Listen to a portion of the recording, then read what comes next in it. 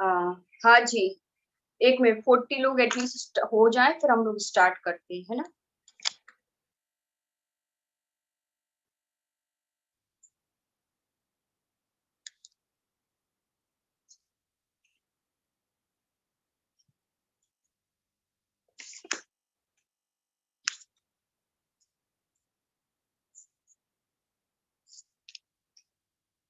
दो minute wait करिए बस। 35।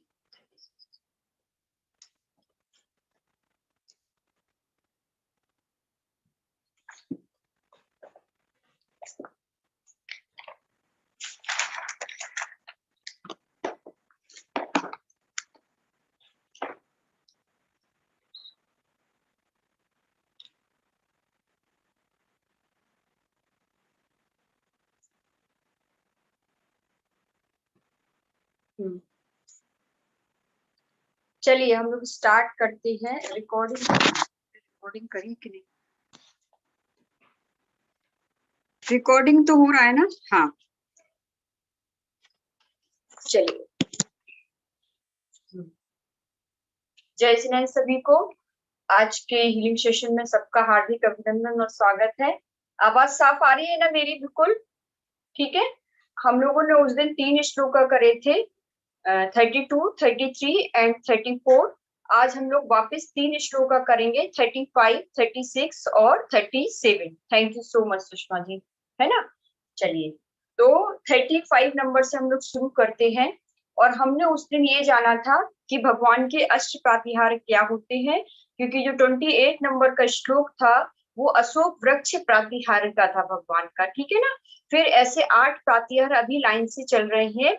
तो हमने सबसे पहले कौन सा जाना? अशोक वृक्ष था, फिर सिंहासन था, देन चमर प्रातिहार था, फिर छत्र था, फिर देवदुंदी भी थी, फिर इसके बाद पुष्प वृष्टि थी, भामंडल था। और अब जो है वो लास्ट 35 नंबर का, इसे हम कहते हैं दिव्य ध्वनि प्रातिहार, है ना। क्या कहते हैं? दिव्य ध्वनि, ठीक है ना। दिव्य ध्वनि नाम से आपको क्या समझ में आ रहा है? देखो, दिव्य मतलब क्या होता है? जो बहुत ही लाइक बहुत अच्छी हो, और ध्वनि मीन्स साउंड, है ना। तो जब हमने ये जाना था कि जब भगवान को केवल ज्ञान होता है तो केवल ज्ञान के बाद भगवान का समूषण लगता है, ठीक है ना। और इंद्र जो होते हैं वो भगवान के समूषण की रचना करते हैं, ठीक है। और भगवान का जब समूषण लगता है तो उसमें अष्ट प्रातिहार होते हैं। भगवान नहीं कहते कि मेरे लिए ये सब कुछ करो, लेकिन भगवान का वैभव इतना अच्छा होता है कि जो इंद्र वगैरह आते हैं वो भगवान के लिए ये सब करते हैं। भगवान तो केवल ज्ञान होने के बाद संसार की किसी भी चीज को नहीं छूते हैं और वो मौन रहते हैं। सिर्फ जब समूषण लगता है वो तभी उनको वो बोलते हैं। तो जो भगवान का बोलना और उपदेश देना होता है उसको हम दिव्य ध्वनि कहते हैं, ठीक है ना। तो यही 35 नंबर का श्लोक है, उसमें बताया जा रहा है कि भगवान की दिव्य ध्वनि कैसी होती है। तो चलिए चलते हैं हम लोग। पहले एक बार पूरा श्लोक पढ़ेंगे हम लोग। स्वर्गापवर्गे गम्य मार्गे विमार्गे सद्धर्मे तत्व कथिने के पटु स्त्रीलोक्याः दिव्या ध्वनिर्भवति ते विसिधाति सर्वे भाषा स्वभावे परिणामे गुणे प्रयोज्यः। तो इस पूरा जो श्लोक है, इस श्लोक में दिव्य ध्वनि प्रातिहार के बारे में बताया गया है कि भगवान की दिव्य ध्वनि या वाणी कैसे होती है। तो अब हम एक एक वर्ड का मीनिंग समझते हैं, ठीक है ना। स्वर्गा पवर्ग, इसके अंदर 2 लेटर छुपे हुए हैं, एक स्वर्ग और एक अपवर्ग। तो स्वर्ग तो स्वर्ग होता है, अपवर्ग को कहते हैं मोक्ष। तो भगवान की वाणी कैसी है? स्वर्ग और मोक्ष का गम मार्ग मतलब जाने वाला मार्ग दिखाती है, विमार्ग रेष्ठा मतलब खोजने के लिए है, ठीक है। तो स्वर्ग मीन्स स्वर्ग, अपवर्ग मीन्स मोक्ष, गम मार्ग मीन्स ले जाने वाली, विमार्ग रेष्ठा मीन्स खोजने के लिए, ठीक है। सद्धर्म, तो पहली लाइन में ये बता रहे हैं कि भगवान की वाणी स्वर्ग और मोक्ष की तरफ उसकी खोज के लिए ले जाने वाली है। फिर सेकंड लाइन में बोलते हैं कि सद धर्म, सद्धर्म मतलब कि समीचीन जैन धर्म। तत्व, 7 तत्व होते हैं ना, जीव, अजीव, आश्रम, बंध, संवर, निर्जरा, मोक्ष। पूरे जो 7 तत्व है, मतलब जब आप तत्वार सूत्र पढ़ेंगे तो उसमें सबसे ज्यादा जो होता है वो 7 तत्वों का ज्ञान रहता है। जीव क्या होता है, अजीव क्या होता है ना, लाइक जीव जो होता है जिसमें जानने देखने की शक्ति होती है, मतलब जो जैसे हम लोग जीव हैं, ठीक है ना। अजीव क्या है, जो बोल नहीं सकता, जिसके अंदर जान नहीं होती, जैसे टेबल, कुर्सी, है ना, कंप्यूटर, ये। आश्रम क्या होता है, आश्रम मतलब कर्मों का आना, जब कर्म आते हैं, inflows of Karma is called आश्रम, ठीक है ना। फिर बंध, बंध मतलब वो कर्म हमसे बंध गए। संवर, संवर मतलब कि लाइक वो वहां रुक गए। निर्जरा मतलब कि कर्मों को दूर हटाना, और जब हम कर्मों को जीरो कर लेते हैं तो क्या होता है, हमें मोक्ष की प्राप्ति होती है। तो इसमें एक एग्जाम्पल भी आता है 7 तत्वों का, कि लाइक जैसे कोई नाव है, बोट, ठीक है, नाव में आप जा रहे हो, ठीक है, तो जीव उसमें बैठा हुआ है, अजीब कौन हो गई, वो नाव हो गई, ठीक है। तो जीव अजीब, अब क्या हुआ, नाव में एक छेद हो गया, छोटा सा होल हो गया, तो धीरे धीरे आप समुद्र में जा रहे थे, तो छेद हो गया, तो अब क्या होगा, धीरे धीरे नाव के अंदर पानी भरने लगेगा। तो पानी भरना मतलब कि अपने शरीर में, लाइक जैसे कहते हैं ना, अपने मन में विकार आ जाए किसी में, तो अपने अंदर कर्मों का आश्रम, तो वो आश्रम कहलाएगा। इनफ्लोज ऑफ कर्मा मतलब कर्म अपने अंदर आने लगे, जैसे नाव में पानी आने लगा। फिर अब वो पानी वहीं ठहर गया, नाव में निकल ही नहीं रहा, मतलब कर्म हमारे शरीर से, हमारी आत्मा से जुड़ गए, अभी हमारे साथ लगे हुए हैं कर्म। फिर है संवर, अब उसको लाइक रोकना है, कैसे रोकेंगे आप, है ना। तो आप क्या करोगे कि आप कोई कपड़ा लोगे या कोई तो कुछ तो करोगे जिससे उसको पानी आने को रोकोगे आप। तो आपने उस छेद को बंद कर दिया, तो बंद कर दिया इस मीन्स लाइक संवर, आपने रोक दिया। निर्जरा, अब आप और जो बचा खुचा पानी है नाव के अंदर जो भर गया था वो निकालोगे, है ना, तो निर्जरा वो कहलाती है। तो हम अपनी निर्जरा कैसे करते हैं कर्मों की, उसके भी पूरे 12 तप होते हैं, ठीक है ना, उनके थ्रू हम निर्जरा करते हैं, ठीक है। फिर इसके बाद जब हमारे पूरे कर्म जीरो हो जाएंगे, या सपोज लाइक जैसे नाव में से पूरा पानी भी निकल गया, तो हमें मोक्ष की प्राप्ति, मतलब हम अपने डेस्टिनेशन पे, नाव अपने डेस्टिनेशन पे, और डेस्टिनेशन क्या है मनुष्य का, मोक्ष, ठीक है ना, तो हम वहां पहुंच जाएंगे। तो ऐसी भगवान की वाणी कैसी है, समीचीन जैन धर्म के तत्वों को बताने वाली, कथनिक मीन्स कहने वाली, पटुस मीन्स मतलब कि बहुत अच्छे से अपनी बात को कहना, त्रिलोक्य मीन्स तीनों लोकों के, ठीक है ना, मतलब तीनों लोकों के प्राणी भगवान की वाणी को सुनने आते हैं। दिव्य ध्वनिर भवती, और कैसी है भगवान की वाणी, बहुत ही दिव्य ध्वनि है। भवती मीन्स होती है, ते मीन्स आपके, विशदार्थ मीन्स के अंदर 2 मीनिंग छिपे हुए हैं, विशद प्लस अर्थ, यदि आप इसको वर्ड को ब्रेक करोगे तो इसमें छुपा हुआ है विशद प्लस अर्थ। विशद मीन्स बिल्कुल क्लियर, स्पष्ट बताने वाली, और मीनिंगफुल है भगवान की वाणी। सर्व भाषा, सर्व भाषा मतलब कि सभी भाषाओं में, स्वभाव परिणाम मतलब कि कैसी हो है, स्वभाव ऑटोमेटिक रिजल्ट, मतलब ऑटोमेटिक चेंज हो जाती है, जो जिस लैंग्वेज का है उसको ऑटोमेटिक उसी लैंग्वेज में समझ में आती है। गुणे प्रयोज्या, गुणे मीन्स गुण, और प्रयोज्या मीन्स मतलब कि लाइक प्रयोजन करती है। तो देखो, अब पहले एक नॉर्मल लाइन में मैं आपको इसका मीनिंग समझाती हूँ। इसका मीनिंग ये है, इस पूरे श्लोका में ये कह रहे हैं कि जो भगवान की वाणी होती है वो स्वर्ग और मोक्ष का रास्ता दिखाने वाली होती है, और सद्धर्म तत्व कथनेक पटुस त्रिलोक्या, और भगवान की वाणी जो है वो हमें 7 तत्वों का, 6 द्रव्यों का ज्ञान कराती है, ठीक है। और त्रिलोक्या मतलब तीनों लोगों के प्राणी भगवान की वाणी को सुनने आते हैं। और भगवान की वाणी कैसी होती है, विशदार्थ मतलब बहुत अच्छी, मीनिंगफुल, क्लियर, हमें समझ में आता है, ऐसे भगवान की वाणी होती है। 4th लाइन में क्या कह रहे हैं, भाषा स्वभाव परिणाम गुण प्रयोज्या, और क्योंकि समूह में सिर्फ मनुष्य नहीं बैठते हैं, समूह में देव भी आते हैं, त्रियंश भी आते हैं, मनुष्य भी आते हैं, है ना, हर तरीके के लोग आते हैं, तो पशु पक्षी भी आते हैं। तो जो जिस लैंग्वेज का होता है उसको वैसे ही भगवान की वाणी समझ में आती है, ऐसी भगवान की वाणी का अतिशय है। अब इसको मैं बुक से अच्छा सा आपको पढ़ के सुनाती हूँ। देखो कितना अच्छा लिखा है ये वाले श्लोक में। इसमें लिखा है, हे दिव्य भाषापते, आपकी कल्याणकारी दिव्य ध्वनि अभ्युदय रूप से स्वर्ग एवं मोक्ष का मार्ग दिखाने वाली है तथा तीनों लोगों के समस्त प्राणियों को समीचीन धर्म के तत्वार्थ अर्थात जीव आदि 7 तत्व होते ना, जो मैंने आपको बताया, जीव, अजीव, आशव, बंध, संवर, निजरा, मोक्ष, और द्रव्य गुण 6 द्रव होती हैं, गुण पर्यायों को समझाने में पूरी तरह समर्थ है। आपका सारा उपदेश दूसरों का हित करने वाला होता है। आपकी अलौकिक दिव्य वाणी का ये महान अतिशय है कि भिन्न भिन्न श्रोताओं को भिन्न भिन्न भाषाओं में परिरमण करने के स्वाभाविक गणों से यह युक्त है। अर्थात श्रोताओं के कान तक पहुंचकर वह उसी भाषा रूप परिणमित हो जाती है जिस भाषा का श्रोताकार जानकार होता है ना। तो ये ऐसी भगवान की दिव्य ध्वनि का मतलब प्रताप होता है। चलिए अब हम लोग इसका मंत्र और रिद्धि पढ़ेंगे। देखो इसका जो मंत्र है, ओम ह्रीम अर्हम नमो जय विजय अपराजिते महालक्ष्मी अमृत वर्षिणी अमृत श्रावणी अमृतम भव भव वसर सुधाये स्वाहा। ओम नमो गजगम्भे सर्व कल्याण मूर्ति रक्ष रक्ष नमः स्वाहा।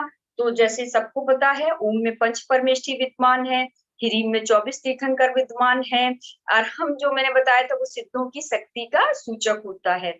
जय विजय, जिन्होंने मतलब ऐसे अरहंत परमेष्ठी भगवान जिन्होंने जिनके अंदर पंच परमेष्ठी विद्यमान है, 24 तीर्थंकर विद्यमान है, जो सिद्धों की शक्ति का सूचक है, जिन्होंने जय को प्राप्त कर लिया, विजय को, और अपराजित जो जिनको कोई हरा नहीं सकता है, जो मोक्ष लक्ष्मी महालक्ष्मी को देने वाले हैं, अमृत वर्षिणी जो अमृत रूपी अपनी जो भाषा है ना दिव्य ध्वनि, उसको अमृत वर्षिणी कह रहे हैं कि उसको बरसाती है, अमृत श्रावणी मतलब ऐसी अपनी अमृत को झराती है, अमृतम भव भव वसर सुधाय स्वाहा। और फिर क्या होता है, जब हम भगवान की दिव्य ध्वनि सुनते हैं तो हमारे भव भव के जो संचित कर्म है वो मतलब कटने लगते हैं। 84 लाख योनियों के में जो हम भटक रहे हैं और कितने पाप हमने कमाए हुए हैं, वो सब भगवान की दिव्य ध्वनि जब खिड़ती है तो क्या होगा, भगवान हम सुनेंगे तो हमारे अंदर ज्ञान आएगा। आवाज नहीं आ रही? नहीं आनी तो चाहिए, ठीक है। ज्ञान क्या होगा, उससे हमारे अंदर ज्ञान आएगा। रुको मैं एक बार ईयरफोन लगा,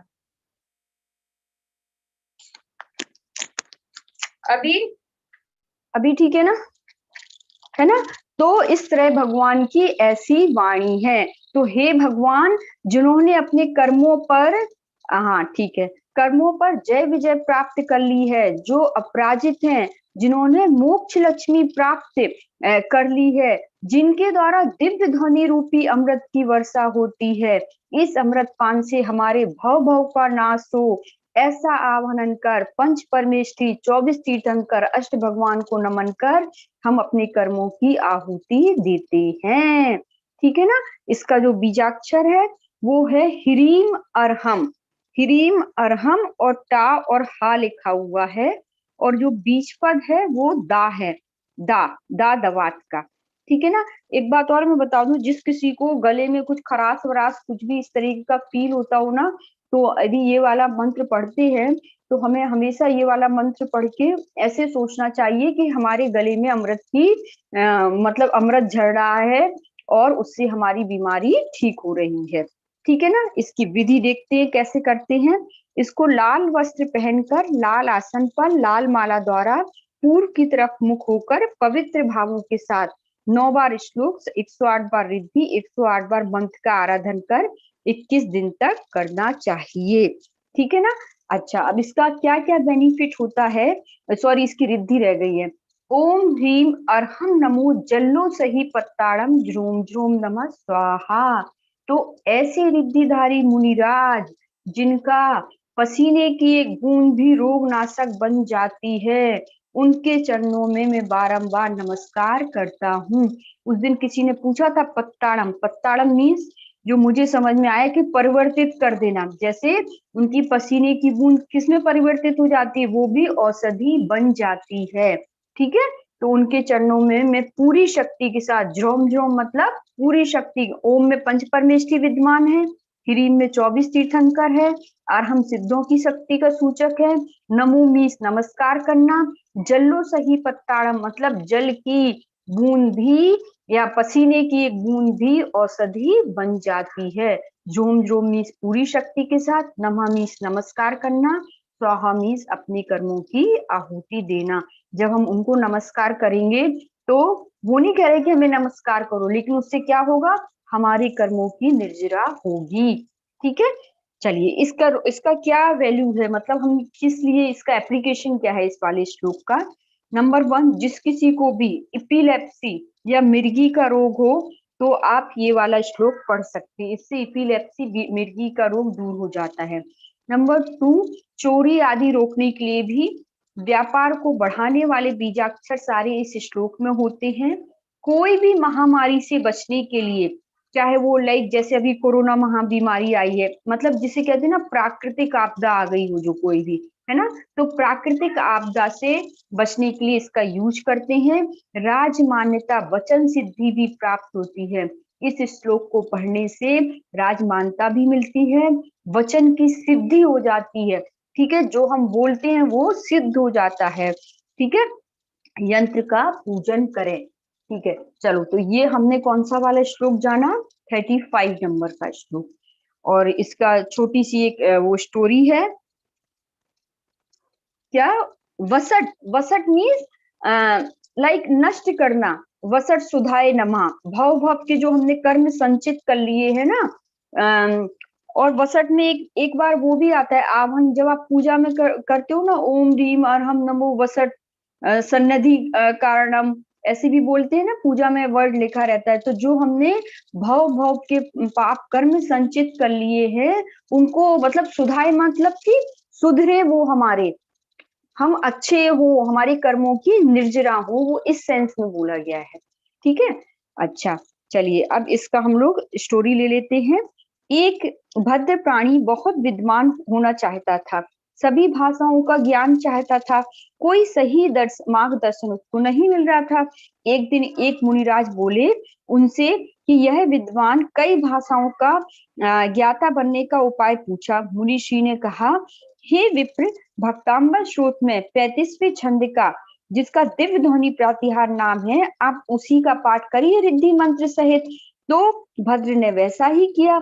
थोड़े ही ज्ञाता बनने के बाद उस भद्र ने वैसा ही किया, थोड़े ही दिनों में भद्र प्राणी द्वादशांग का ज्ञाता गणधर हुआ और सभी भाषाओं का ज्ञान हो गया।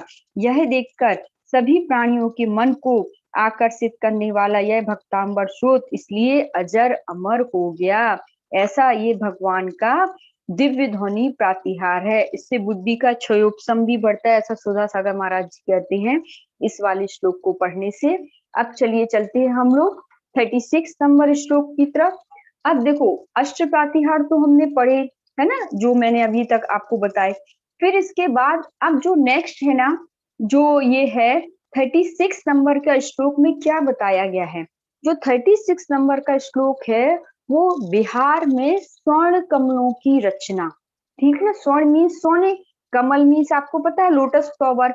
और बिहार में जब भगवान को केवल ज्ञान हुआ, भगवान का समोषण लगा। अब भगवान जब समोषण लगने के बाद भगवान लाइक कहते ना 16 कारण भावना भाव तीर्थंकर की, या जो जगत कल्याण की भावना भाता है वो तीर्थंकर की लाइक बंद करता है ऐसे। तो भगवान तो तीर्थंकर बनने जा रहे हैं। तो भगवान पूरे आर्यखंड में घूमते हैं और आर्यखंड में विहार करते करते वहां उनका कुछ कुछ डिस्टेंस पर वो समूषण लगता जाता है और वहां के प्राणियों को उपदेश देते जाते हैं। तो जब भगवान जैसे लाइक अभी यहाँ समूषण लगा, अब यहाँ चलता गया समूषण सब हो गया, भगवान और विहार करेंगे, दूसरी जगह समूषण लगेगा, तो जो बीच में भगवान विहार कर रहे हैं तो जो इंद्रगण होते हैं वो 225 स्वर्ण कमलों की रचना करते। जैसे जैसे भगवान ने एक पैर रखा वो इंद्र एक स्वर्ण कमल बनाते, दूसरा पैर रखा फिर स्वर्ण कमल बनाते हैं और सोने के स्वर्ण कमल बनाते हैं। बट भगवान तो केवल ज्ञान की बात को छूते नहीं है संसार की वस्तु, तो वो तो भगवान तो 4 अंगुल ऊपर उससे चलते हैं। ठीक है, तो इस श्लोक में ये बताया गया है कि बिहार में स्वर्ण कमलों की रचना, एक्चुअली इसको भी वो माना जाता है, एक तरह से प्रातिहार में ही काउंट कर लेते हैं इसको। तो चलिए हम लोग इसको पढ़ते हैं।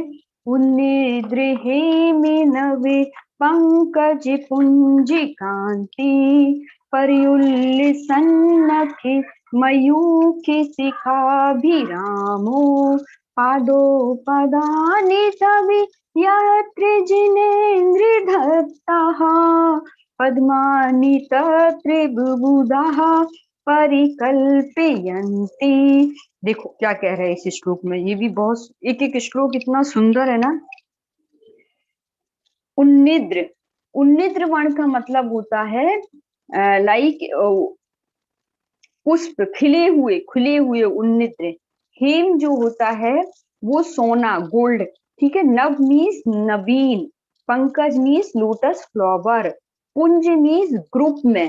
ठीक है ना, और कांति मीन्स ब्राइटनेस, जो चमक चमक होती है कांति। ठीक है ना। अब सेकेंड नंबर की लाइन में हम लोग चलते हैं। पर्युल्ल सन्नख, देखो अब पर्युल्ल का मतलब होता है इसमें सब सब ओर फैलने वाली, चारों दिशाओं में। ठीक है ना। सन्नख कहते हैं जो आपके पैर होते हैं ना, पैर के नाखून होते हैं ना, नाखूनों को नख बोलते हैं ना, वो चीज है यहाँ पे। मयूख, मयूख कहते हैं किरणों को। शिखाभिरामो, शिखाभिरामो में को यदि आप ब्रेक करोगे तो उसमें 2 लेटर आते हैं, एक शिखा। तो शिखा कहते हैं ना, पंडित लोग चोटी लोग यहाँ शिखा बांधते हैं, तो शिखा मतलब हाइट को बोलते हैं, ऊंचाई को। ठीक है ना, अग्रभाग को, किसी भी पॉइंटेड चीज को। भिरामो मीन्स, अभिरामो मीन्स मनोहर, सुंदर। ठीक है। अब पादो पदानी, पादो मीन्स कह रहे हैं उनके युगल चरण, पदानी मीन्स उनके कदम, तब मीन्स जहां, यत्र मीन्स वहां। ठीक है ना। जिनेन्द्र दत्ता, जिनेन्द्र कह रहे हैं जिनेन्द्र भगवान को, दत्ता मीन्स रखे जाते हैं। फिर चौथी लाइन में कह रहे हैं पद्मानी, पद्मानी मीन्स स्वर्ण कमल। ठीक है, तत्र मीन्स वहां, विबुधा मीन्स होता है देवता, देवताओं को कहते हैं विबुधा। परिकल्पयंती कहते हैं ना, परिकल्पना करना, यानी कि लाइक उनकी रचना करती हैं। तो देखो कितना सुंदर इसमें लिखा हुआ है। पहले मैं एक आपको शॉर्ट लाइन में बताती हूँ। इसमें कहते हैं, हे जिनेन्द्र, भव्य जीवों के सौभाग्य से अनिश्चित जब आपका विहार होता है तो देवगण आपके चरणों के नीचे खिले स्वर्ण कमल बिछा देते हैं, जो कि अति सुंदर लगते हैं। अब चलो इसका एक थोड़ा सा थोड़ा सा डिफरेंट वाला भावार्थ हम लोग समझते हैं। देखो कितना सुंदर इसमें लिखा है कि हे चरणाम्बुज, आपके पवन युगल चरण खिले हुए नूतन स्वर्ण सरोजों के समान कांतिमान हैं। उनके नखों से चतुर्दिशाएं चमचमाती किरणें, भगवान के अग्र दाहिने पैर के अंगूठे से जो होती है वो किरणें निकलती हैं। ठीक है ना। तो जब अपन आशीर्वाद लेते हैं किसी का भी, चाहे बड़े बुजुर्ग का भी, हम लोग जब अपने से बड़ों का आशीर्वाद लेते हैं तो उनके क्या छूते हैं, चरण ही छूते हैं ना, क्योंकि वहां से नाखूनों से अपनी एनर्जी निकलती है। और जब हम झुकते हैं तो हमारे आंखों से वो एनर्जी और माथे से अंदर जाती है, तो इसलिए हम आशीर्वाद हमेशा चरण छू के लेते हैं। ठीक है ना। उनके नखों से चतुर्दिशाओं में जगजगमाती किरणें बिखर रही हैं, धर्म उपदेश के लिए है। विहार करते समय आपके द्वारा ज्यों ज्यों जहां जहां आर्य क्षेत्र की पृथ्वी पर पग रखे जाते हैं, यानी कि पैर रखे जाते हैं। जैसे ही मतलब भगवान पैर रखते हैं जहां जहां, त्यों त्यों वहां वहां देवगण स्वर्ण कमलों की रचना करते हैं। प्रतिहारों की श्रृंखला में देवकृत कमल पुष्प नामक अंतिम प्रतिहारों का वर्णन इस श्लोक में किया गया है। लाइक आप मेन तो जो होते हैं वो अष्ट प्रतिहार होते हैं, क्योंकि ये प्रतिहार के बाद इसमें भी स्वर्ण कमलों की रचना होती है, तो इसको भी एज ए कंसीडर कर लेते हैं प्रातिहार्य का। तो इसमें भगवान के 225 स्वर्ण कमलों की रचना को बताया गया है, जो कि अभी करंट में बने भी हैं। यहाँ पे बिजौलिया जी, पारसनाथ भगवान और कमठ का जहाँ उपसर्ग हुआ था ना, वो जगह है बिजौलिया जी करके, तो राजस्थान में, तो वहां पे बने हुए हैं अभी ये। ठीक है, चलिए अब हम लोग इसका वो समझते हैं, मंत्र समझते हैं। इसके मंत्र में क्या कह रहे हैं भगवान। ओम ह्रीम श्रीम कलिकुंड दंड स्वामिन आगच्छ आगच्छ आत्म मंत्रान आकर्षय आकर्षय आत्म मंत्रान रक्ष रक्ष परम मंत्रान छिंद छिंद मम समीहितम कुरु कुरु स्वाहा। ठीक है, तो ओम में पंच परमेष्ठी है, ह्रीम में 24 तीर्थंकर है, श्रीम भी हमारे लिए कैसा है, कल्याणकारी है। कलिकुंड बोलते हैं कि मतलब जिन्होंने मृत्यु को भी जीत लिया है। ठीक है ना, क्योंकि भगवान कैसे हैं, भगवान ने तो पांचों अष्ट कर्मों को जीत लिया है, इंद्रियों के विषय कसायों को सबको जीत लिया है। तो स्वामी मीन्स भगवान, मतलब अपने स्वामी को बोल रहे हैं। आगच्छ आगच्छ मीन्स आइए आइए। ठीक है ना, आत्म मंत्रान और आकर्षण आकर्षण,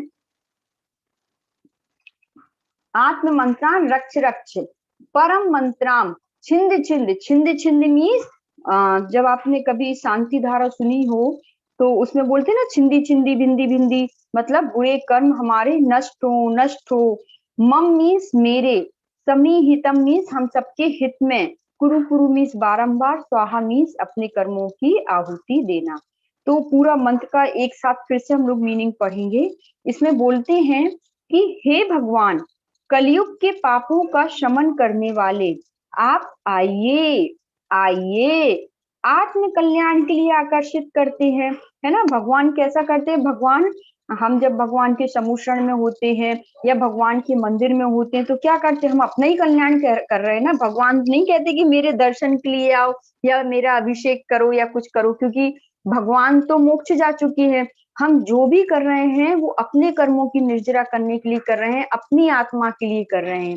ठीक है ना, तो आत्मा की रक्षा हो जाए, परमात्मा की प्राप्ति हो जाए, बुरे कर्मों का नाश हो, इन सब का समान रूप से हित करने वाले आपके चरणों में बारंबार नमस्कार कर हम अपने कर्मों का क्षय करते हैं। ठीक है, तो ये इसका मंत्र था।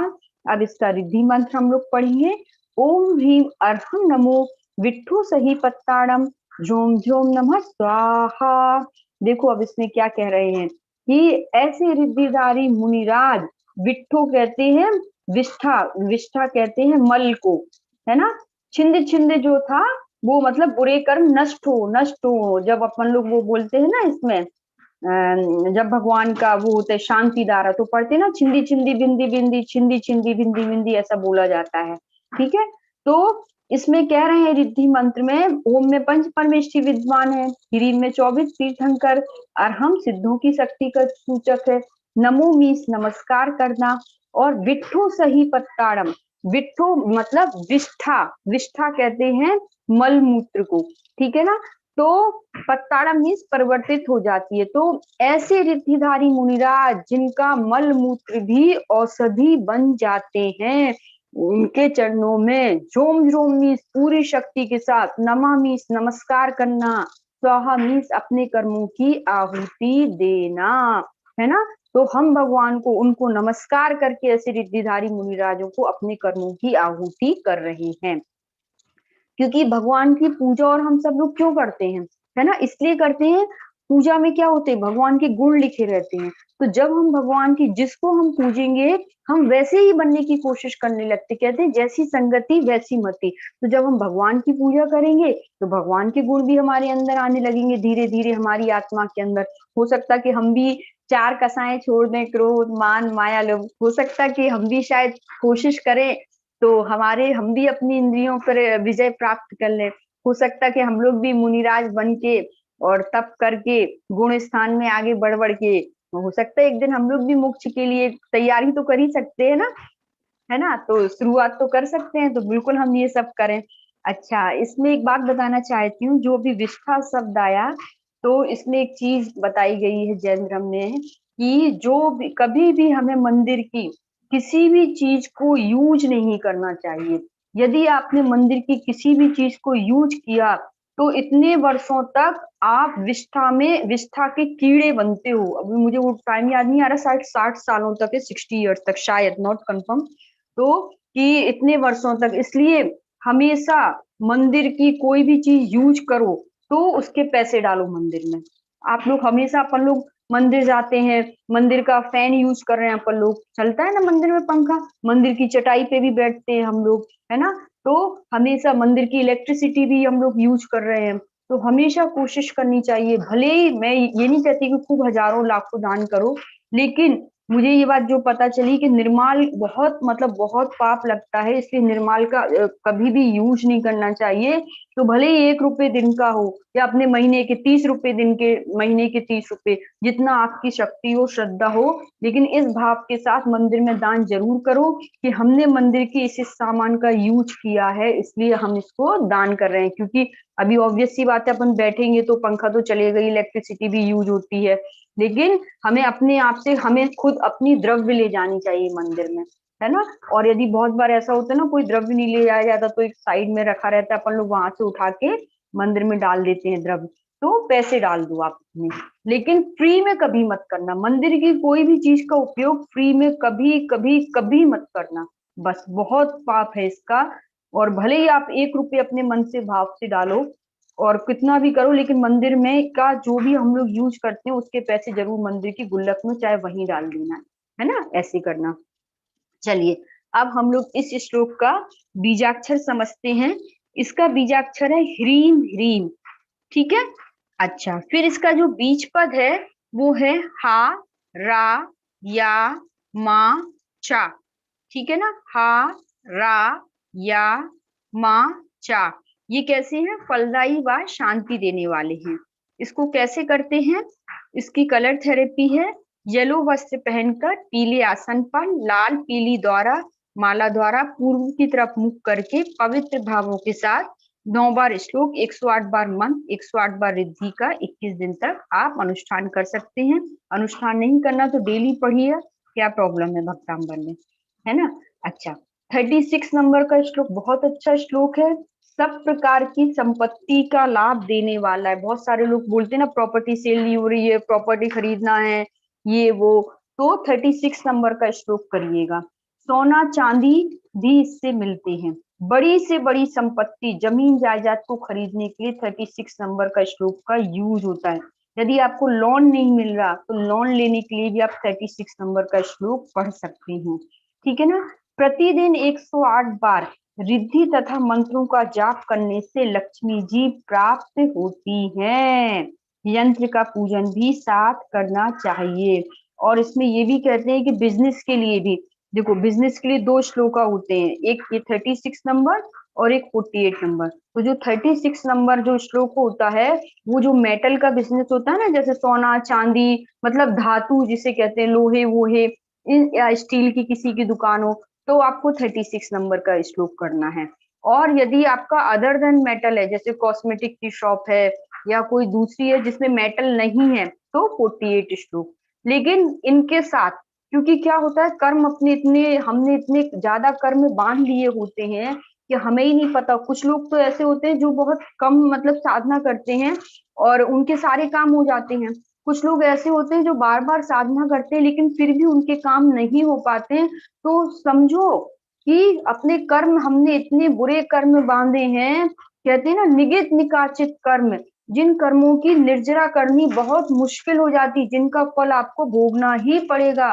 तो यदि आपको ऐसा लगता है कि बार बार करने के बाद भी आपका काम नहीं हो रहा है, तो सबसे पहली बात हमेशा याद रखो, जब भी अनुष्ठान करो, अनुष्ठान ना भी करो तो भी डेली क्षमा, क्षमा सबसे ज्यादा क्या लिखा आपने, चले के लिए, मुझे समझा नहीं आपकी आवाज, वो वर्ड क्या बोलते हैं, क्षमा से सबसे ज्यादा कर्मों की निर्जरा होती है। क्षमा ही मतलब कहते हैं ना, वीर से भूषणम, है ना, यही।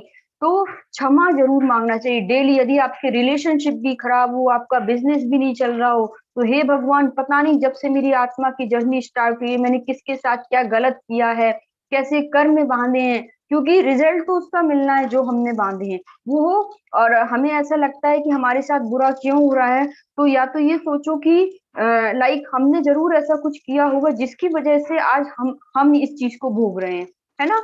तो लाइक आपको मतलब क्षमा तो मैं तो कहती हूँ दिन दोपहर शाम मांगो। और प्रतिक्रमण तो वैसे भी अपने यहाँ 3 टाइम्स होता ही है, तो वो लोग करती हैं जनरली। और यदि आप पूरा बहुत बड़ा ना कर पाए तो सिर्फ इतना तो बोल ही सकते हो कि हे भगवान, पूर्व भाव में, या जब से मेरी आत्मा की जर्नी स्टार्ट हुई तब से लेके अभी तक, जाने में चाहे अनजाने में, चाहे मन से चाहे वचन से चाहे काय से, हे भगवान, मैंने किसी का भी दुख दे मतलब बुरा किया हो तो मुझे लाइक माफ करे, माफ करे, माफ करे करके सिर्फ आप ही खुद के लिए माफी मत मांगो, मैं उनको भी माफ करता हूँ। हम दोनों एक दूसरे को माफी करेंगे। यदि हमने गलती की है तो वो लोग हमें माफ करें, और यदि उनने गलती की है तो हम उनको माफ करते, क्योंकि हमें बैर भी नहीं ले जाना आगे। जैसे कमठो पारसनाथ भगवान को 9 9 10 10 भवों तक बैर चला था। तो हमें दोनों चीजें करनी है, मांगनी भी है क्षमा और क्षमा करना भी है, ठीक है ना। और अनुष्ठान आप करते जाइए। और आप और लाइक जैसे कि बिजनेस के साथ एक 28 नंबर का श्लोक भी आप पढ़ सकते हो, क्योंकि 28 नंबर वाला जो श्लोक होता है वो स्टार श्लोक कहलाता है, मन की इच्छा पूरी करने वाला, है ना। और एक फर्स्ट नंबर का भी साथ में आप चाहो, यदि काम नहीं बन रहा हो तो वो इसलिए कर सकते हैं क्योंकि फर्स्ट नंबर से अपने बहुत ज्यादा कर्मों की निर्जरा होती है। लाइक जैसे अंतराय कर्म वगैरह बीच में जो हमारे आ जाते हैं, ये हमारे सौभाग्य को भी बढ़ाता है फर्स्ट नंबर वाला। फिर भी काम नहीं बने, आपने सब करके देख लिया, तो 23 और 27 वाला कर लीजिए, वो भी हमारे बुरे कर्मों का नाश करता है। और लेकिन भगवान की भक्ति पे हमेशा भरोसा रखना और भरोसे के साथ पूरा काम करना, जरूर अपना काम बनेगा। शायद थोड़ा हमें लेट हो जाए, यदि हमारे कर्म बहुत ज्यादा हैं तो माफी जरूर मांगना, बस माफ करना भी और माफी मांगना भी। तो इस तरह से हमने 35 नंबर का श्लोक पढ़ा, हमने 36 नंबर का श्लोक पढ़ा, ठीक है। अब हम चलते हैं 37 नंबर श्लोक की तरफ। ये भी बहुत अच्छा श्लोक है।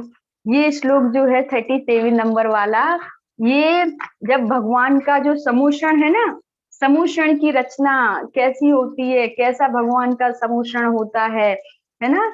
तो लाइक कहते हैं ना, जैसे कोई बहुत बड़े आदमी होते हैं, उनके बहुत ठाट बाट होते, देखो इतना सुंदर घर, ऐसा ये सामान वो सामान। तो ऐसे यहाँ भगवान के समूषण के बारे में बताया गया है, उनका वैभव बताया गया है, उनका ऐश्वर्य बताया गया है कि भगवान का समूषण कैसा होता है। तो आई थिंक अब तक तो आपको समूषण जरूर समझ में आ गया होगा कि भगवान का समूषण कैसा लगता है।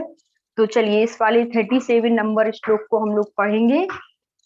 चलिए, इत्थं यथाते विभूतिर्भुजिनेन्द्रे धर्मोपदेशन विधौ न तथा, एक मिनट, परस्य तादकृता प्रभादिनिकः प्रातान्धिकारा तादकृतो ग्रहि गणस्य विकासिनोऽपि। ये याद, ये पहली थर्ड लाइन में याद रख था, मुझे दिखा नहीं तो मैंने तादरक पढ़ दिया था।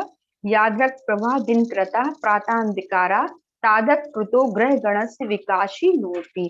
तो क्योंकि इस वाले श्लोक में भगवान के समूषण, भगवान की विभूति के बारे में बताया गया है कि हे भगवान, जैसा वैभव आपका है वैसा अन्य किसी का हो ही नहीं सकता। तो चलिए इस श्लोक की एक एक लाइन श्लोक के उसको समझेंगे।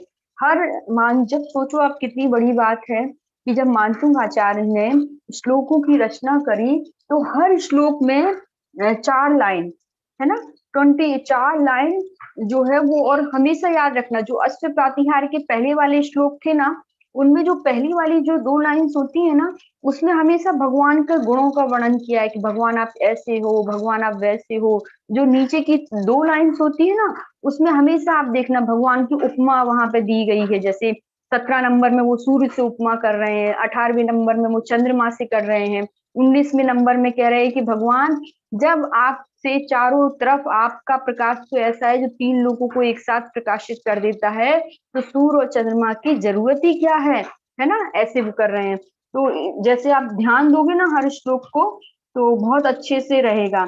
और पूरा 2688 इसमें लेटर्स होते हैं, हर श्लोक में उतने ही मात्रा उतने ही लेटर्स हैं। इतना मतलब सोचो जब रचना करी गई होगी तो किस हिसाब से करी गई होगी।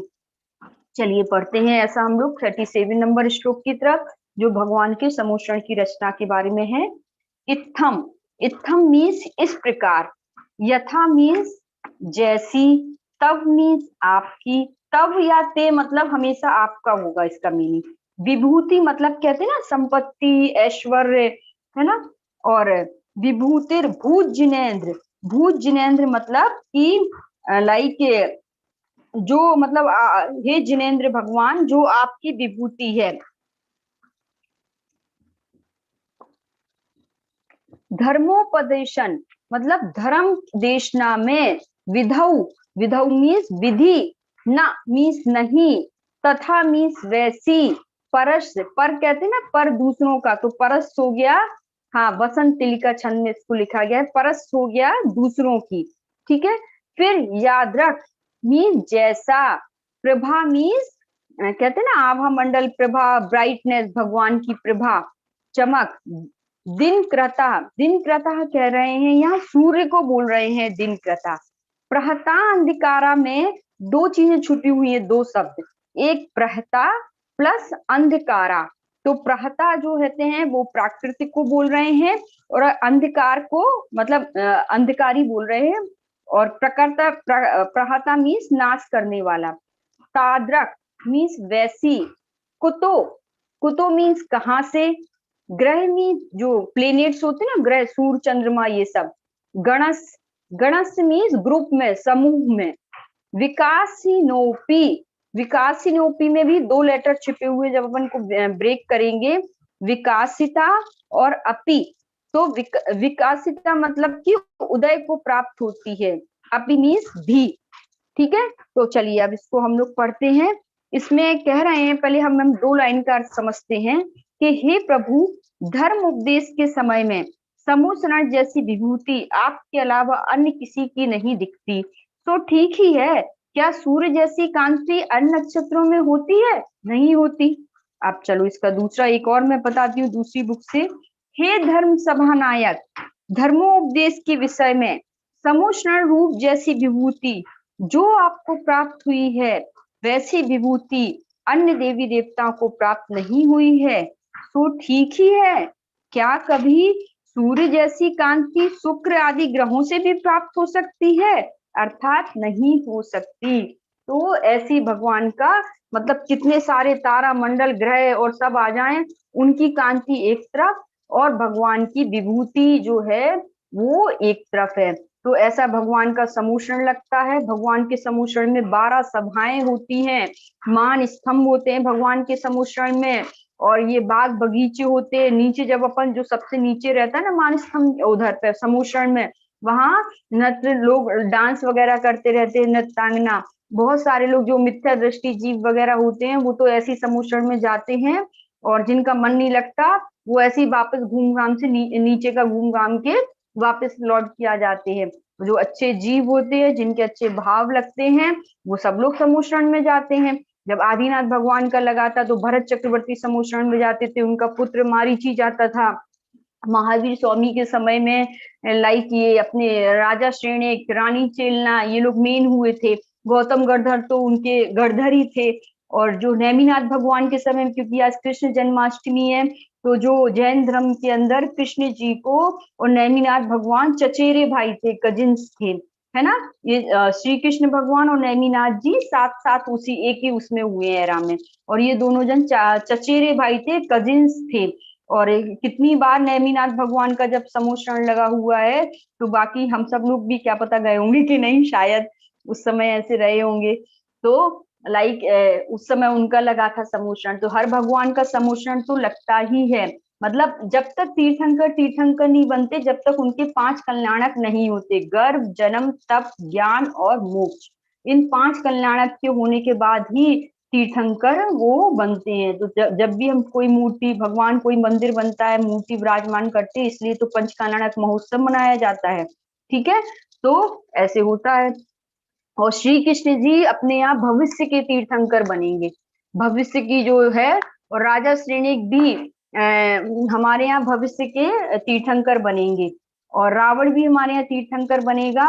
और रावण भी बहुत अच्छे प्रकार विद्वान था। रावण, इतना ज्ञान था रावण को, बहुत ज्यादा ज्ञान था। लेकिन सिर्फ उनकी यही गलती थी छोटी सी, कि उन्होंने सीता जी का हरण कर लिया था। और रावण और सीता जी की कहानी सिर्फ एक भव की नहीं है, ये हाँ 16 नंबर के बनेंगे। और रावण और जो रामचंद्र जी, श्री कृष्ण और सीता जी 16 भवों से, ऐसा सुदासागर महाराज जी ने बताया था कि 16 भवों से इन लोगों का ऐसे चलता चला आ रहा था। और सीता जी जो है वो इनकी गढ़नी बनेंगी। हाँ सुनील, बिल्कुल सही। राजा श्रेणिक जो है वो अपने यहाँ के पहले तीर्थंकर बनेंगे। और जो श्री कृष्ण जी हैं वो 16वें तीर्थंकर बनेंगे। और क्या बोलते, तो ऐसा अपने यहाँ पूरा बहुत अच्छा सब सब पूरा समोषण लगेगा। पूरी देखो एक प्रोसेस है। सबसे पहले तो जन्म लेते हैं वो लोग अच्छे राजा महाराजाओं के अच्छे घरों में, फिर इसके बाद उनको वैराग होता है, फिर वो दीक्षा धारण करते हैं, फिर वो तपस्या करते हैं, उनको केवल ज्ञान होता है। फिर केवल ज्ञान के बाद समूषण की रचना होती है, भगवान उपदेश देते हैं, उनकी दिव्य ध्वनि खिड़ती है। जब दिव्य ध्वनि खिड़ती है तो गणधर उनको इंटरप्रीट करते हैं। हर भगवान के गणधर होते हैं, है ना। फिर गणधर के बाद उनकी जब दिव्य पूरा ये समूषण लग लग गया, सब हो गया, भगवान बहुत दिनों तक पूरा उपदेश देते हैं, जाने कितने कितने सालों तक, वो तो मुझे नंबर भी नहीं पता है।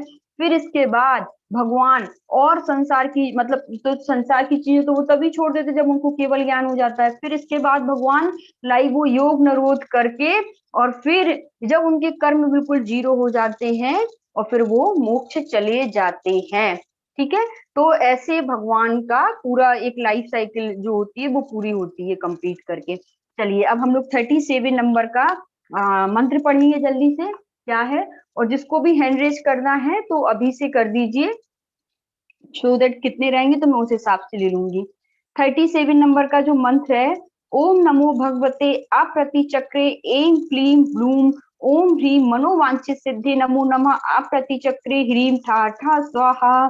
देखो कितना अच्छे इसमें बीजाक्षर दिए हुए हैं इस वाले श्लोक में 37 नंबर में। ओम में पंच परमेष्ठी विद्यमान है, नमो मीन्स नमस्कार, भगवते मीन्स भगवान को कहा गया है, अप्रति चक्रे उल्टे चक्र जो हमें प्रिय नहीं है, अप्रति, है ना। उल्टे चक्र जीवन में चल रहे हैं। कैसे उल्टे चक्र, कभी हम बीमार हो रहे हैं, कभी हम दुखी हो रहे हैं, कभी घर में प्रॉब्लम आ रही है, कभी अपना बिजनेस नहीं चल रहा है ना। एम एम बीजाक्षर जो होता है वो ब्लड प्रेशर के लिए बहुत अच्छा काम करता है। और हार्ट के लिए क्लीन जो होता है वो लक्ष्मी देने वाला बीजाक्षर होता है, और इससे पागलपन भी दूर होता है। ब्लूम जो होता है वो द्रवण बीज है, आई थिंक इसको कह सकते हैं दुष्ट वचन अपोदक, जो लोग बहुत ज्यादा लाइक अच्छा नहीं बोलते हैं तो उनको मीठा करने के लिए। ओम में अगेन पंच परनिष्ठी विद्वान, ह्रीम में 24 तीर्थंकर, मनोवांछित मीन्स मन की इच्छा पूरे करने वाले, सिद्धिव्या मतलब सिद्धि करने वाले, नमो नमः नमो मीन्स नमस्कार करना, नमः भी नमस्कार करना, अप्रति चक्र फिर वही उल्टे चक्र जो जीवन में चल रहे हैं, ह्रीम में पंच परमिष्ठी, ठहा ठहा जो एक ऐसा बीजाक्षर होता है जिससे कितना भी कठिन काम क्यों ना हो वो आसान बन जाता है। इसके तो बहुत सारी टेस्टिमनी अवेलेबल है ठा ठा बीजाक्षर की। ठीक है, स्वाहा मीन्स अपने कर्मों की आहुति करना। तो ऐसे अरहंत परमेष्ठी भगवान जो हमारे जीवन में मतलब उल्टे चक्र चल रहे हैं उन सबको दूर करने वाले, हमारी मनोवांछित सिद्धि करने वाले, उनके चरणों में मैं बार बार नमस्कार करके अपने कर्मों की आहुति देता हूँ। इसका रिद्धि मंत्र पढ़ेंगे, ओम ह्रीम अरहम नमो सब्बो सही पत्ताड़म झोम झोम नमः स्वाहा।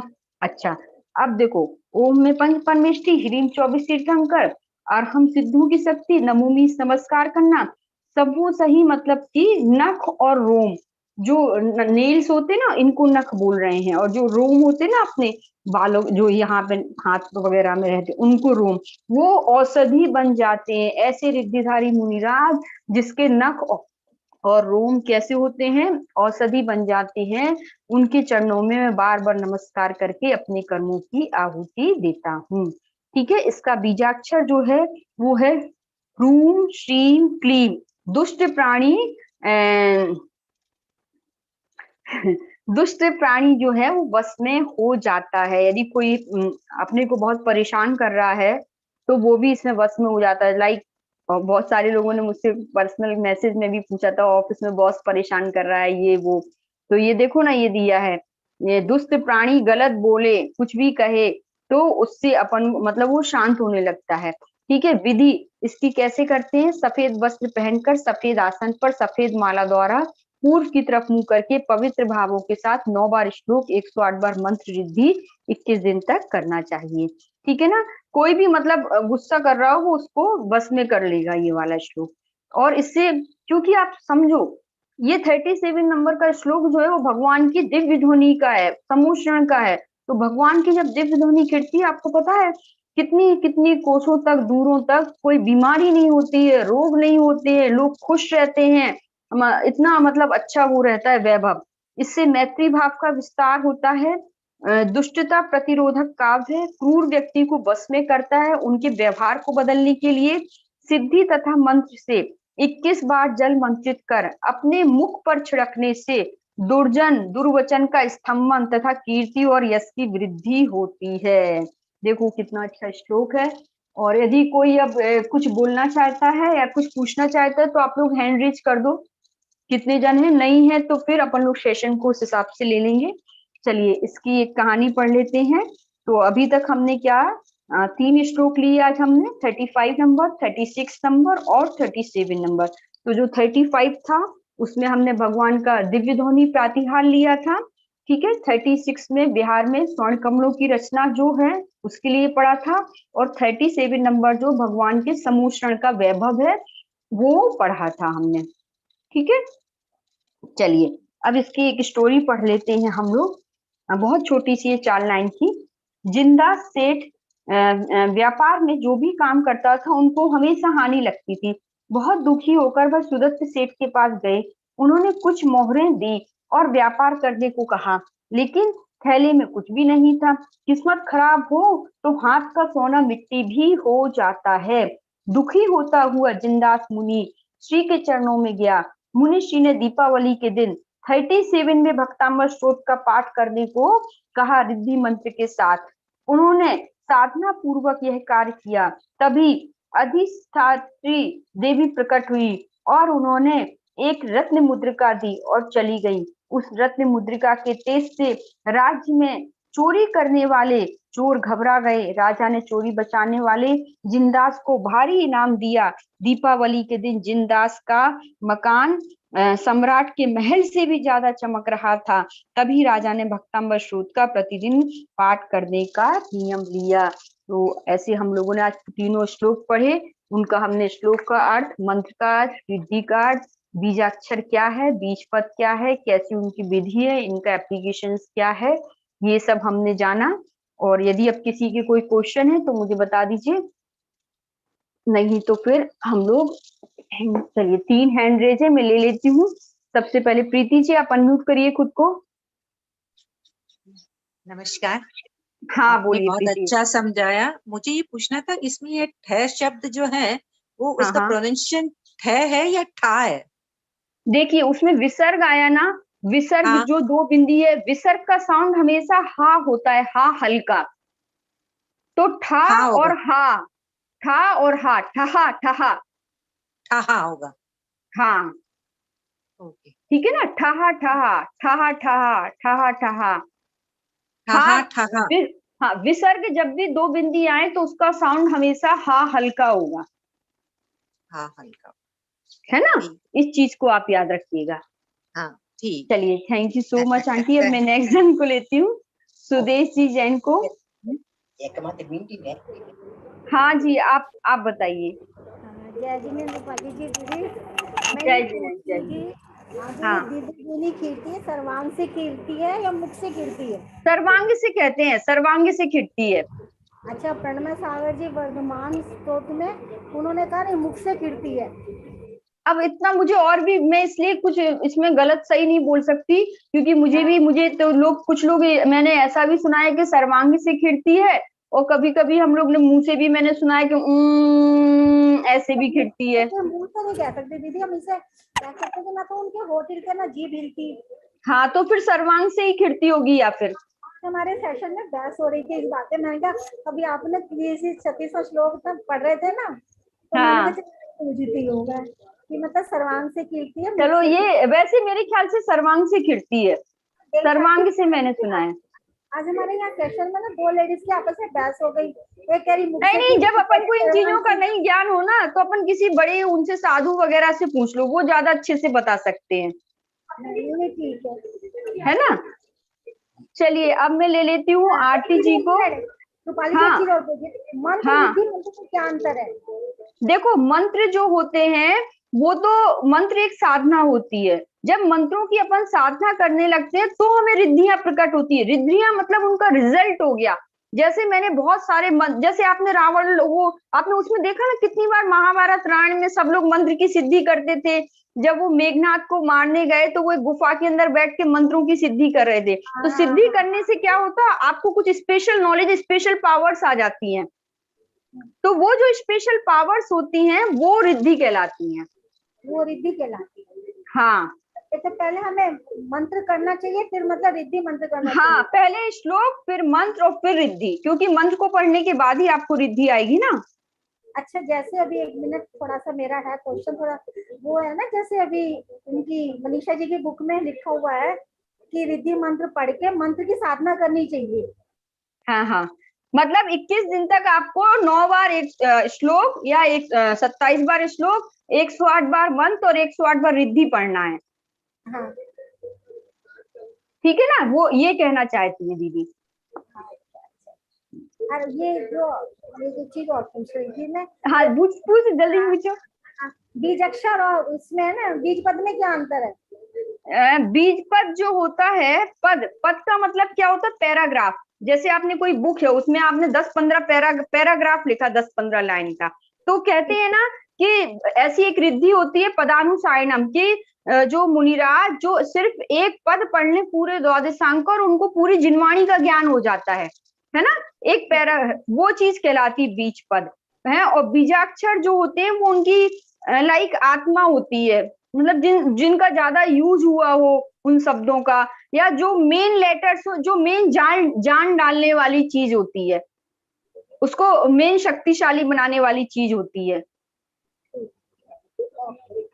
ना। चलिए, ओके, जय जिनेन्द्र। हाँ, आरती जी, मैं आपको अनम्यूट करती हूँ, और आप लोग लोअर हैंड करते जाएंगे ना तो अच्छा रहेगा। हाँ आरती जी, आप बताइए। जय जिनेन्द्र। दीदी, ये अभी आपने 36 नंबर का काव्य श्लोक लिया था, तो जी, उसमें रिद्धि मंत्र हमारे इसमें ऐसा लिखा है, ओम ह्रीम अरम नमो विप्पोसहि पत्ताणम। विप्पोसहि पत्ताणम है, आपने विट्ठो बताया ना अभी आपने कौन सी 36 बोल रही, 37? 36 नंबर।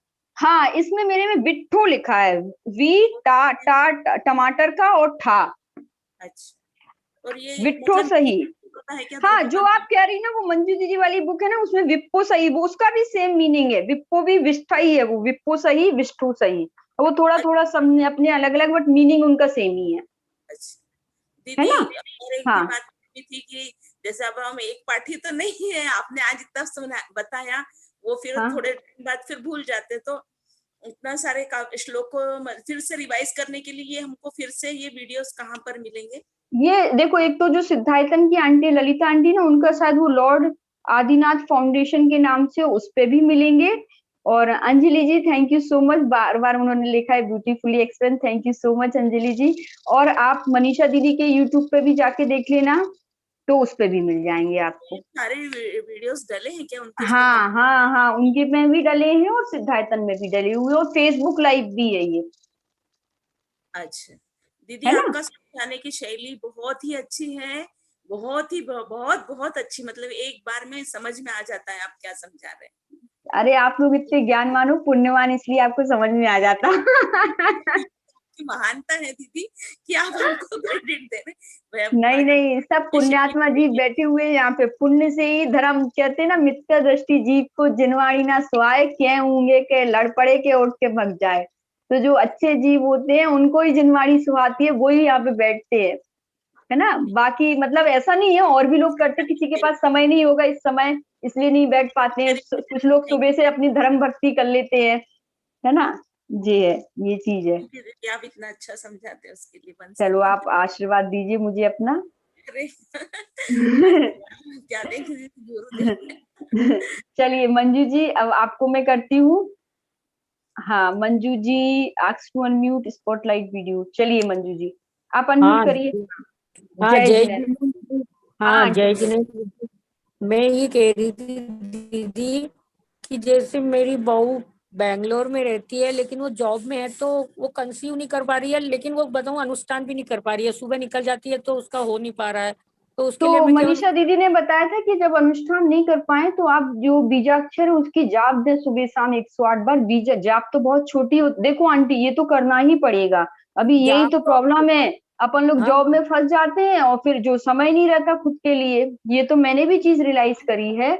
देखो आंटी, हाँ सबसे पहले ना जो भी कंसीव नहीं कर पा रहे हैं, तो कहीं ना कहीं इसमें अपना कार्मिक रोल बहुत बड़ा होता है। मतलब हमने कहीं ना कहीं ऐसा कुछ तो, हमारे पूर्व जन्म का कर्म है जो हमें परेशान कर रहा है, तो वो हमें क्षमा मांगनी है। क्षमा हाँ, से तो ही आप अपने कर्मों की निर्जरा कर सकते हो सबसे ज्यादा।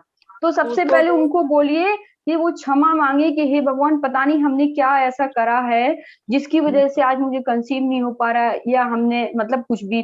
तो एक वो चीज क्षमा तो बिल्कुल, मतलब मैं तो कहती जीवन भर मांगते ही रहो, कुछ प्रॉब्लम नहीं है। ठीक है। नंबर 2, वो 20 नंबर श्लोक की वो बीजाक्षर वाली जाप कर सकती हैं। हाँ, जाप की और तो मैं बोल दूंगी, जाप तो करे और मंत्रित पानी पी ले जाप का। नहीं, करना ही पड़ेगा उनको। वो 10 बार हॉस्पिटलों के चक्कर लगाएंगी, कुछ नहीं है। चाहे जॉब से छुट्टी ले लो, छोड़ दो, क्या है, पैसे जिंदगी भर कमाए जा सकते हैं। ये समय निकल गया तो लौट के थोड़ी ना आएगा, हम्म। है ना। सही छुट्टी ले बात। लो, ये 20 दिन की, 21 दिन की, क्या बड़ी बात। देखो ये चीज, शरीर है तो सब कुछ है। कहते हैं ना, पहला सुख निरोगी काया, दूसरा घर में वो माया। फिर हम्म। बस, तो और आप वो करिए। इसके लिए, हाँ दीदी, वो इसके लिए कोई स्विच वर्ड जो उसके हाँ, कलाई पे ADD ऐड। जब आप किसी भी नए फैमिली मेंबर्स को अपनी फैमिली में ऐड करना चाहते, जोड़ना चाहता है, तो हाँ, आपको ADD ऐड। सब ऐड। लोग इतने अच्छे अच्छे कमेंट लिख रहे हैं, थैंक यू सो मच। आप सब अपना आशीर्वाद देते रहे, है ना आंटी। वो करिए और क्षमा जरूर उनको बोलिएगा। और हाँ, सुनिए तो ना आंटी, एक प्रतिक्रमण 8 करने नंबर को। 20 नंबर का श्लोक तो है ही, साथ में 8 नंबर का श्लोक भी लिखा हुआ है। जब बहुत सारे बुरे कर्म अपने होते हैं, बुरे कर्मों की निर्जरा होती है 8 नंबर के श्लोक से, उसमें भी लिखा है संतान के लिए। तो 20 नंबर तो करना ही करना है, और पूरा भक्तांबर एक बार पढ़ना ही पढ़ना है। देखो यहाँ थोड़ी भक्ति आपको ज्यादा करनी पड़ेगी, ऐसे थोड़ी हम्म। ना है कि नहीं। तो आप हाँ करवाइए हाँ, आंटी। बिल्कुल आपकी बात मानती हूँ, मैं तो कर ही रही हूँ ना दीदी, मैं कर लेती नहीं हूँ नहीं, वो उसको करिए, वो करना ही नहीं, वो उनको ही करना पड़ेगा, वो ही करें। ये है, उसको करना पड़ेगा। बिल्कुल उनको करना ही पड़ेगा, कोई रास्ता हाँ, नहीं है। भैया को भी और बोलो और उनको भी बोलिए। वो एक मनीषा दीदी से पूछना पड़ेगा, वो उन्होंने दवाइयां बताई थी, वो दवाई मैंने यहाँ से ली है राजस्थान से, मैं उसको भेज दूं, पर वो कैसे लेनी पूछूंगी अब वो मनीषा आप दीदी से। मनीषा दीदी के फोन पे कॉल कर लेना, वो आपको सब उनसे बता बात देंगी। करके करूंगी। बस हाँ एड हाँ। लिख ले उनके हाथ की कलाई पे दीदी। हाँ हाँ, लिखो और उनसे कहो कि कॉपी में लिखो। अच्छी क्षमा मांगो सबसे पहले, ठीक है ना। अच्छा, चलिए मैं ठीक आपको है। म्यूट करती हूँ अब। प्रभा जी को मैं अनम्यूट कर रही हूँ। हाँ जय प्रभा जी। जिनेंद्र रूपाली जी, हाँ जय आपका सेशन जिनेंद्र। बहुत अच्छा था। मैं थैंक पूछना यू चाह सो रही मच। थी कि स्विच नंबर भी अपने लिख सकते हैं क्या कॉपी में बार बार? क्यों नहीं लिख सकते हैं, एक्चुअली पता है क्या होता है, स्विच नंबर भी हाँ, लिख सकते हैं, स्विच वर्ड भी लिख सकते हैं, वो सब तो कुछ कर लिखते सकते हैं। हैं। अच्छा अच्छा। तो तो ये कर सकते हो, कुछ प्रॉब्लम नहीं है। अच्छा, जैसे बार बार जैसे अपने चेंटिंग करते हैं वैसे ही लिख सकते देखो हैं ना? सबसे अच्छे तो भक्तांबर के श्लोक हैं, जो हाँ वो अपने सबसे ज्यादा कर्मों की निर्जरा करेंगे। वो सबसे सबसे मेन, उस पे फोकस करो, उस श्लोक पे आप हाँ, वो तो करते ही हैं। उसके अलावा ये भी लिख लिख लो। सकते हैं ना लिख नाम? सकते हैं बिल्कुल, अपने स्विच ना, हाथ लेफ्ट हैंड पे कहीं पे भी लिख, पूरा हाथ पड़ा हुआ है, नंबर भी लिख हाँ, लो, वर्ड भी लिख लो, दोनों चीजें ओके लिख ओके, सकते हैं आप, है ना, कुछ धन्यवाद। प्रॉब्लम नहीं है। हाँ चलिए, थैंक यू सो मच। अभी मंजू जी पाटनी, आपका हो गया था ना आंटी?